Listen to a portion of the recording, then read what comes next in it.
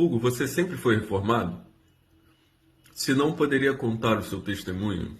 Eu agradeço a minha oportunidade. Cara, então, eu fui criado na Universal, né? Eu fui apresentado, né, na Metodista Wesleyana. Eu fui por 10 anos da Universal. Depois eu me mudei para outra cidade.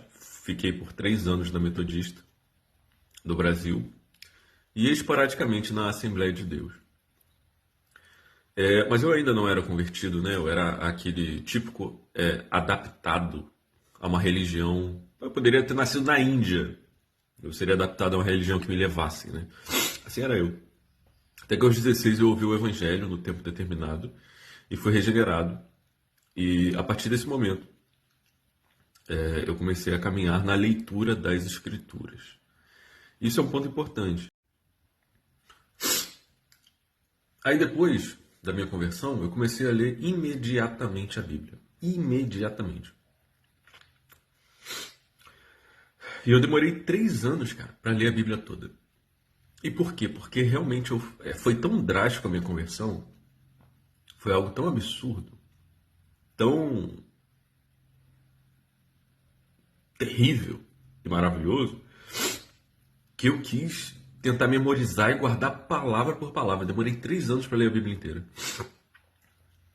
Mas nesse período de leitura, eu tinha uma história anterior com o cristianismo que eu tinha aprendido nessas igrejas. Então, muito da cultura da minha mente, até a palavra renovar a minha mente, era uma cultura arminiana, continuista. E eu fui realmente, culturalmente, mesmo convertido, arminiano e continuista por pelo menos 2 anos. Aí, nesse período, porque eu não era um boneco, né? Eu não era uma porta.